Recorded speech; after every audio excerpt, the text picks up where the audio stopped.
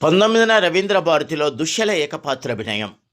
మహాభారతంలో 100 మంది కౌరవులకు చెల్లెలైన దుశ్శల జీవితంలోని కొత్త కోణాన్ని ఏకపాత్రాభినయం రూపంలో తాను ప్రదర్శిస్తున్నట్లు తెలంగాణ సంగీత నాటక అకాడమీ అధ్యక్షురాలు ప్రొఫెసర్ డాక్టర్ అలేఖ్య పుంజల తెలిపారు. ఇప్పటి వరకు హావభావాలు, శిల్ప భంగిమలతో నృత్యం చేసిన తాను ఇప్పుడు వాచకంలో ప్రయోగాత్మకంగా ప్రదర్శనకు సిద్ధమవుతున్నట్లు ఆమె చెప్పారు. సోమవారం కళాభవన్లోని తన కార్యాలయంలో జరిగిన విలేకరుల సమావేశంలో ఆయా వివరాలను వెల్లడించి సంబంధిత పోస్టర్ను అలేఖ్య పుంజాల విడుదల చేశారు.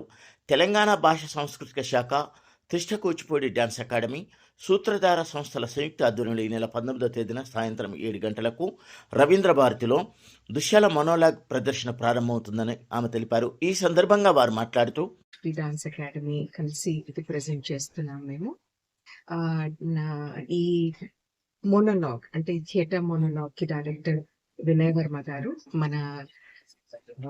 మన రాష్ట్రానికి చెందినటువంటి చాలా పేరొందిన డైరెక్టర్, యాక్టర్ కూడాను. వారి సంస్థ సూత్రధార ఎన్నో కార్యక్రమాలు చేపట్టి మన సిటీలోను అవుట్ సైడ్ వాళ్ళు డ్రామాస్ అవన్నీ కూడా ప్రజెంట్ చేశారు.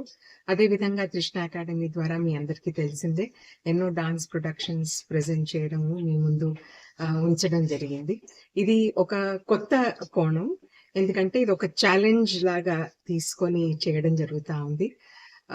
మీ అందరికీ తెలుసు, ఒక నృత్య కళాకారునిగా ఎన్నో డాన్స్ అంటే నృత్యానికి సంబంధించిన సబ్జెక్ట్స్ తీసుకొని చేయడం చాలా వరకు కూడా నా వర్క్ అంతా కూడా మనకి ఇతిహాసం, తర్వాత మనకి పౌరాణిక పాత్రల్ని తీసుకొని చేయడం జరిగింది.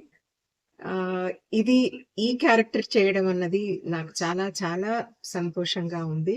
వారు నాకు ఈ ఛాలెంజ్ విసిరినప్పుడు, అంటే ఒక నృత్య కళాకారిని సాధారణంగా మేము వాయిస్ యూజ్ చెయ్యం, కేవలం హావభావాలు, తర్వాత బాడీ మూవ్మెంట్, దాంట్లోనే మేము ఏ నృత్యాన్ని అయితే అభ్యసించామో ఆ నృత్యం ద్వారా ఆ ప్రొడక్షన్స్ చేయడం జరుగుతుంది. కానీ ఇదేంటంటే ఇది ఇక్కడ వాయిస్ యూజ్ చేసి ఒక 70 నిమిషాల పాటు ఒక ఒక ఒక క్యారెక్టర్ ఆ కథని, అంటే మహాభారతంలో జరిగినటువంటి ఘట్టాలన్నీ కూడా తన కోణంలో నుంచి చెప్పడం అన్నది ఇది విశేషం.